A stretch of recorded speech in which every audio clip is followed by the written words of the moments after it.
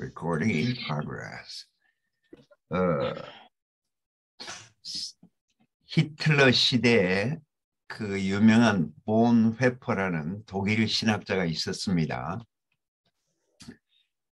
이 본 회퍼라는 사람은 30대인데 천재 교수였어요. 독일 사람인데 미국의 유니언 신학교에서 교수를 했습니다. 그런데 갑자기 사표를 던지고 반 히틀러 운동에 참가하면서 뭐라고 얘기했냐면 술 취한 버스 운전수가 온 승객들을 다 죽이려고 하는데 그냥 가만두고 보면 되느냐. 그 술 취한 버스 운전수는 끌어내려야 한다. 이렇게 하면서 히틀러로 인해서 죽은 사람이 얼마고 독일의 명예는 땅에 떨어지고 살인자가 온 나라를 휘젓고 다니니까 우리는 암살해야 된다. 이래서 이제 그 암살 운동에 들어갔다가 실패하고 잡혀서 죽게 됐습니다.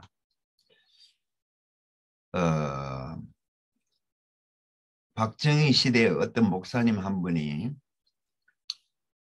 어떻게 청와대에 부처님을 모시고 목탁 소리가 들리느냐. 대통령이 어떻게 그렇게 할 수 있나. 그러니까 박정희 대통령이 대답한다는 말이 당신들이나 서로 멱살 잡고 싸우지 말고 교회가 천갈래 만갈래로 갈라지는 그 싸움에 말려들지는 마소. 이렇게 대답을 했다고 그래요. 그래서 불의의 권위에 순종하는 일은 항상 그 논쟁이 되는 그러한 일입니다. 성경에는 뭐라고 했느냐? 권세자들에게 복종하고 순종하고 다투지 말고 회방하지 말라는 것입니다. 불의의 권위에 순종하라 이렇게 말했는데도 보수 진영에서는 계속 데모하고 반정부 운동을 하고 자유 진영은 데모를 하고 보수 진영에서는 데모를 안 하고 그랬다 이거죠. 저희가 속했던 CCA 김중곤 목사는 그 박정희 시대에 대통령 조찬 기도회를 주관했고 김중곤 목사는 오직 민족 복음화에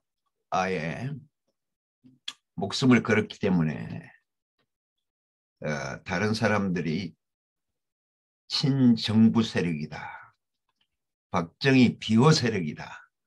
이렇게 해서 계속 비판을 했는데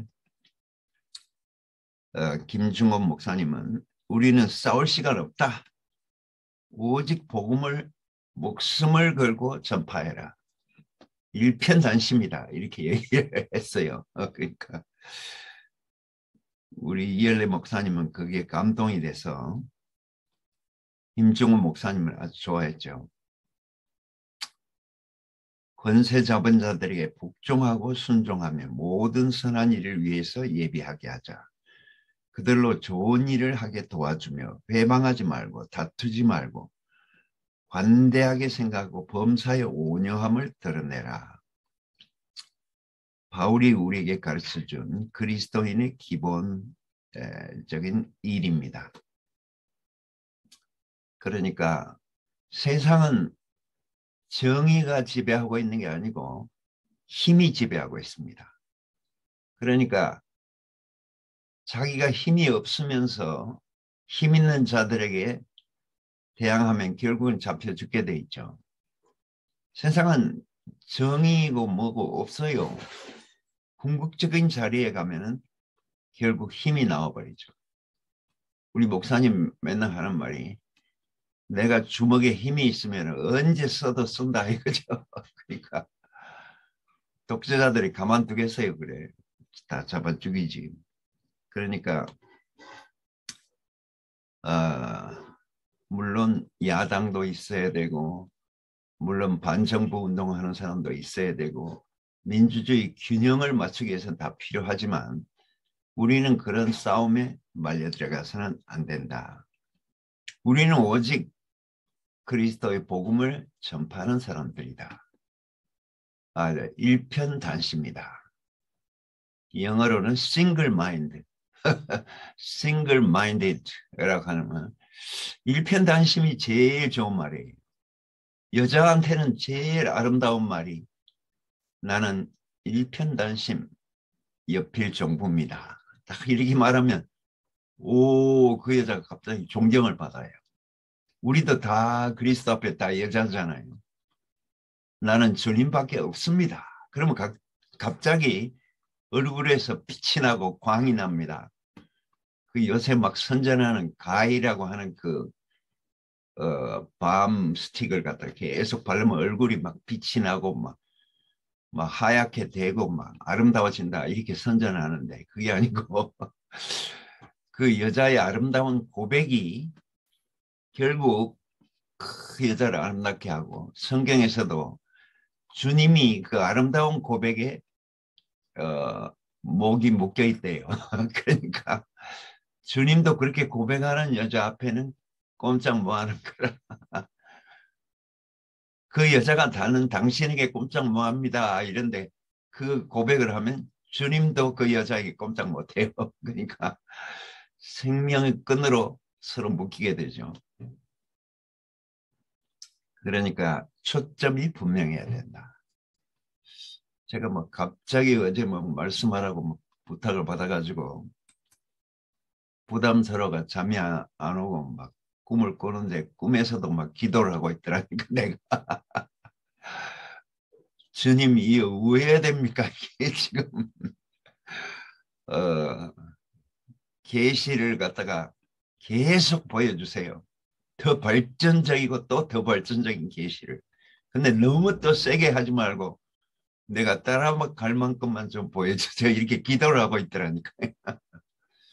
계시가 멈추면 안 되죠. 계속 더 발전되고 더 발전되고 우리의 구원이 점점점 더 가까웠다. 가까우고 더 가까우고 주님이 점점 가까웠다. 그런데 너무 세게 오면은 빕새가 이 황새 따라가다가 가랭이 찢어지잖아요. 그래서 가랭이 안 찢어지게만 나를 인도해 주소서 그렇게 내가 기도를 하고 있다는 거예요. 내 의식 속에 그런 의식이 있어 그렇게 기도가 나온 건지 무의식 속에서 그렇게 하고 있는 건지 모르게. 그러니까 일편단심만큼 더 좋은 그런 아름다운 고백이 없습니다. 나는 당신밖에 없습니다. 우리 염경선을 좀 자랑했는데 팔불출인데 이게. 저게 원래 가난했잖아요. 우리 아버지가 가난하고 우리 집안이 가난한데 염경선이 뭐라 하냐면 나는 돈 같은 거는 필요 없다. 오직 당신만 있으면 돼. 이러더라니까. 교장 선생님 딸이니까 부자인데 이 부자 여자가 하는 말이 나는 돈 같은 거 필요 없어요. 당신만 있으면 돼요. 아니 요새 세상에도 이런 여자가 있나? 그래서 제가 감동을 받아가지고 그게 메인 거 아닙니까? 완전 세상에 이런 사람은 없구나 싶어가지고 그냥 내가 질질 끌려갔어요. 그러니까 우리가 주님께 아름다운 고백을 하면 내가 아름다워지지 내가 막 화장한다고 아름다워지는 게 아니고 우리 속에 아름다움, 그 속 화장품 그거는 주여 나는 일편단심 당신밖에 없습니다. 막달라 마리아가 겉으로 보기에는 귀신 들린 여자고 한때는 창녀였던 여자니까 그거 사람 취급 못 받았죠. 아무도 제자들도 사람 취급 안 하죠. 그랬는데 오직 자기를 사람 취급해 주시는 분은 예수밖에 없으니까 그 예수에게 자기의 가장 값진 향유를 붓고 그의 죽음을 예비하는 그런 여자 십자가의 피를 철철 흘리고 죽은 그 예수, 십자가 밑에 떠나지 않는 그 여자, 예수를 묻는 그 무덤에서도 떠나지 않는 그 여자이기 때문에 죽은 시체라도 만져야만 내가 살겠다. 이런 여자이기 때문에 제일 먼저 부활하신 주님을 만나게 됐잖아요. 그러니까 우리 이름도 다 막달라 마리아입니다. 우리도 다 막자매들이죠. 그러니까 주님을 너무 좋아해가지고 또 주님밖에 없으니까 자기를 인정해 주는 사람은 주님밖에 없으니까 막달라 마리아는 내 복음이 전파되는 곳에 이 여자가 행한 일이 다 함께 전파될 것이다. 그 향기는 영원할 것이다. 바로 그 향기가 뭡니까? 일편단심이죠. 일편단심. 그러니까 대구교의 구호도 일편단심입니다. single-minded, 일편단심. 그러니까 그때 우리가 갑자기 아름다워지고 주님의 신부가 되고 하나님의 상속자가 된다. 그런 말씀입니다. 탕자가 돼지 우리에서 쥐염염을 먹고 돼지똥 냄새가 온몸에 배겼는데 아무리 자기가 씻는다고 그 냄새가 없어지겠어요? 아버지 집으로 돌아와야지. 아버지 집에 오면 부자기 때문에 목욕탕도 큰 목욕탕이 있고 뜨거운 물에 푹 담그고 비누도 좋고 세제도 좋고 향수도 좋고 그래서 계속 따뜻한 물로 목욕하고 또 오데코롱도 바르고 뿌릴 것도 뿌리고 이래 막 그래도 이게 워낙 백인 냄새라서 잘 안 없어지죠. 그러나 시간이 지남에 따라서 아버지 집에 오면 다 없어지죠. 우리도 세상 것들이 다 무의식 중에 다 묻어 있죠. 의식의 세계에서 무의식 세계까지. 골세까지 나도 모르게 배겨 있는데 그것은 교회 안으로 깊이 깊이 들어오고 교회 목욕통에 깊이 담그고 교회 향수, 생명의 향수를 계속 뿌리고 그리고 눈도 씻고 귀도 씻고 다 마음도 씻어서 골수에 있는 뼈 속에 있는 것까지 다 씻어내면 우리가 그리스도로 화하겠죠. 근데 이제 표면적으로 그냥 오면은 그게 안 없어진다. 우리의 그 습관이나 무의식의 세계에 박혀 있는 게 쉽게 없어지겠습니까? 어떤 자매가 뉴욕에 와서 저는 장로교에서 양례도 받고 침례교에서 세례도 받았는데 대구교에 들어오려면 또 세례 받아야 됩니까? 침례 받아야 됩니까? 그렇게 목사님한테 물었어요.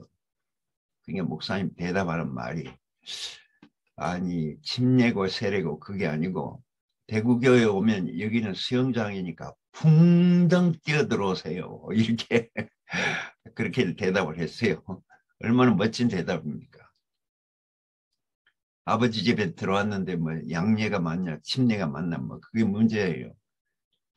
그 수영장에 그냥 붕덩 뛰어들어야지. 그러니까 교회 안에 깊이 깊이 들어와서 그 주님의 진한 향기를 마시면 내 골수에까지 그게 스며들어간다. 무의식의 세계까지. 내 존재 깊이까지 뿌리에까지 스며든다. 잔뿌리도 다 변한다. 그러니까 생명력은 잔뿌리에 있는데 나무에 그 골무를 끼고 막 온 땅을 비집고 다니면서 물과 영양분을 빨아들이는 그 잔뿌리에 놀라운 생명력이 그 나무를 살리는 거거든요.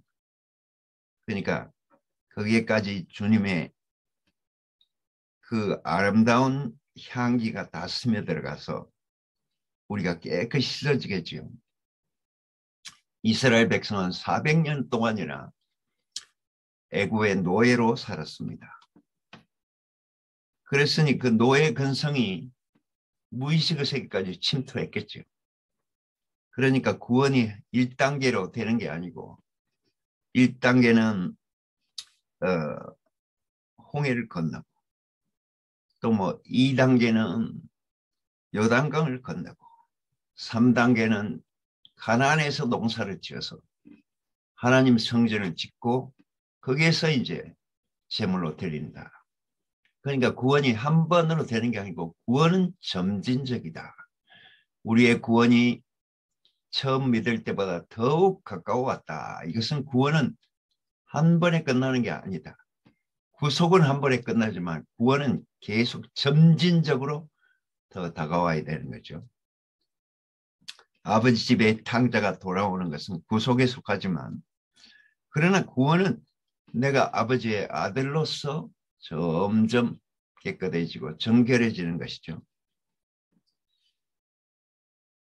그러니까 노예 근성이 다 씻기려면 시간이 필요로 하죠.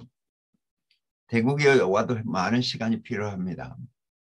대구교회 와서 헤매기도 하고 싸워보기도 하고 한거해보기도 하고 세상으로 한번 뛰쳐나가기도 하고 절망해보기도 하고 그 모든 입체적인 그 경험을 통해서 주님을 점점 깊이 알아가는 거죠. 그래서 바울은 정치적인 자유가 문제가 아니라 하나님의 성품을 계승하는 것이 중요하다. 이렇게 말하고 있습니다. 하나님의 성품을 계승하고 상속받는 것이 인생 최고의 영광이고 구원의 절정이다. 그런 말씀이죠. 그러니까 구원의 목표는 천당이 아니고 그 인격 속으로 깊이 깊이 들어가는 것이다. 한 번으로 끝나는 것이 아니고 우리가 점점 그 안에서 익어가는 것이다. 그런 말씀이죠. 구원의 절정은 인권을 회복하는 것인데 하나님이 줄로 지어준 그 구역을 확실하게 아는 것이죠. 우리의 조상 아담은 그 줄로 지어준 구역을 뛰쳐나갔으니까 다시 그 줄로 지어준 구역 안으로 들어와야 돼요. 그리고 하나님의 성품을 받고 그 성품을 받아서 또 표현하고 이거보다 더 큰 영광이 어디 있겠습니까? 우리가 사탄의 종이 되어서 사탄을 무의식 중에 나타나고 사탄의 양식을 내 양식으로 생각하고 잘못 먹고 그래서 모든 게 삐뚤어지겠죠. 우리말에 입은 삐뚤어져도 말은 바르게 해라. 근데 그게 입이 삐뚤어졌는데 말이 바르게 나오겠어요. 그러니까 사탄이 사탄의 독이 우리 속에 들어와서 우리도 모르게 우리의 말 속에 우리의 체질 속에 구석구석 박혀 있는데 그 하루 이틀에 그렇게 뺏겨 나가겠습니까? 그러나 그걸 인정하는 것은 아주 중요해요. 제가 그렇습니다. 저도 저 자신을 잘 모릅니다. 이렇게 겸허하게 다른 사람 앞에 이렇게 인정하는 것이 아주 중요하죠. 저는 안 그렇습니다. 그러면 안 되고 저도 그렇습니다. 당신이 문제가 있으면 저도 문제가 있습니다. 이렇게 인정하는 것이 아름다운 거죠. 그러니까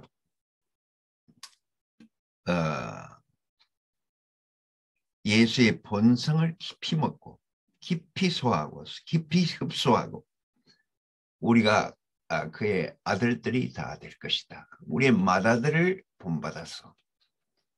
그러니까 자기 앞에 본받을 사람이 있어야 돼요. 우리 송국평 형제가 어제 이제 대구에 내려와 가지고 그래도 아브라함이 말씀한다 하니까 이렇게 우리 집에 와가지고 몇 시간 동안 자기 지난 얘기를 뭐 얼마나 얘기를 오래 했는지 한 몇 시간 동안 얘기를 했어요. 뒤풀이를 와가지고. 우리 교회에 헤매는 사람은 어떤 사람이냐. 본이 확실하지 않은 사람은 다 헤맨다. 이렇게 결국은 헤매게 된다. 이렇게 송국평 형제 어제 간증의 그 결론이었어요. 그러니까 자기는 그래도 형님한테 붙어 있고 목사님한테 붙어 있어. 그게 막 빨아먹고 있으니까 자기는 헤매도 다시 돌아올 것이 있는데 옛날에 상근이 형제가 한참 동안 헤맸대요. 그래서 그래도 이제 북평이가 아브라함이니까 데리고 목사님한테 이제 딱 데리고 갔더니 목사님이 한성희 형제 붙어라 이거더라는데 그러니까 붙을 때 붙어라. 이게 우리 교회 구호입니다. 그러니까 붙을 때 붙어서 본이 분명해야지 자기가 접붙일 때가 있지. 가지는 접붙이지 않으면 말라져 버린다 이거죠. 그래서 우리에게 본이 있다는 것이 얼마나 행복한 것인지 영원히 말라지지 않는 지하수맥에서 올라오는 그 모든 소액을 다 빨아먹을 것이다. 그러니까 세상에 복을 주고 하나님 성품을 나타내야 우리가 제사장 대우를 받을 것인데 이스라엘은 제사장 나라로 부르심을 받았는데도 불구하고 제사장 나라에는 별 관심이 없고 세상처럼 강대국이 되려고 했다. 그들과 싸워서 이겨서 다 그들을 자기 이스라엘 앞에 무릎 꿇게 하려고 했다. 세상이 가만두겠어요. 훨씬 세상이 더 강한데. 그래서 전쟁과 테러에 휘말리게 되고 예루살렘은 평화의 수도인데 그 평화의 도성이 중동의 화약고가 되고 언제 폭발할지 모르게 되고 3차 대전으로 연결될지도 모르는 제사장 역할을 충실히 했으면 겸허하게 했으면 사랑받고 존경받는 백성이 됐을 것인데 그리스도의 마음을 품은 사람들이 됐을 것인데 그리스도의 마음을 안 품고 사탄의 마음을 품어버렸다. 믿기는 하나님을 믿는데 품는 것은 사탄의 마음을 품어버렸어요. 그러니까 절대 모순에 빠지게 되고 그들은 결국은 그 전쟁에 휘말리고 테러에 휘말리는 예루살렘은 피해 도시가 되어버렸다. 평화의 도시가 피해 도시로 바뀌어버렸으니 하나님이 거기 살 수 없어서 보따리를 다 싸가지고 새 예루살렘으로 이사가 버렸다. 그러니까 제1순위가 평화인데 하나님은 하여간 평화가 있어야 되고 안식이 있어야 되고 쉬는 것이 있어야 되는데 그게 없으니까 맨날 이 일만 저지르고 다니고 전쟁과 테러에 그리고 모사 꾸미고 다니고 세상의 모든 정치에 다 말려 들어가서 뒤에서 조정하고 이런 일에 그냥 휘말려 들어가서 거기에 헤매 빠져나오지 못하는 그런 백성이 되어버렸죠. 우리는 세상이 갖고 있지 않은 값진 밭에 묻힌 보화를 갖고 있고 값진 진주를 가지고 있고 그러니까 세상을 긍휼히 여기는 마음으로 복음을 전파해야 되는데 베드로전서 3장 15절은 요절인데 너희 마음에 그리스도를 주로 삼아 거룩하게 하고 너희 속에 있는 소망에 관한 이유를 묻는 자에게 대답할 것을 예비하되 온유와 두려움으로 하고 베드로는 그렇게 소망의 이유를 묻는 자들에게 대답할 것을 항상 준비하라고 했습니다. 왜 내가 살아있는지, 오늘도 왜 내가 호흡을 하고 있는지, 왜 내가 하루하루 살아가야 되는지 그 분명한 이유와 초점을 내 속에 분명히 새기고 계속 확인하고 방향을 분명히 잡아야 되겠죠. 세상을 대할 때 우리는 긍휼과 자비함을 가지고 대하고 은혜로 대해야지 그냥 일로 대하게 되면 결국은 싸우게 된다. 교회 안에서도 일을 하지 마라. 목사님이 왜 그랬느냐. 그 일을 하게 되면 반드시 갈라지게 돼 있고 찬성파와 반대파가 반드시 나오게 돼 있으니까 교회에서는 일을 하지 마라. 단지 자기 간증만 해라 이러죠. 나는 이렇습니다 이래야지. 니도 이래라 이러면 그냥 싸워버려. 반대파가 생기기 마련. 분쟁이 나고 분열이 나기 마련이죠.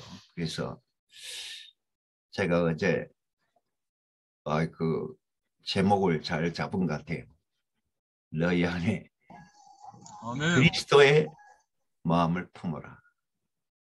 그는 하나님의 본체시는 자기 형체를 비워 종의 형체로 나타나시니까 하나님이 이분에게 기름을 부어서 모든 이름으로 보다 더 높고 그 앞에다 무릎 꿇게 하셨느니라.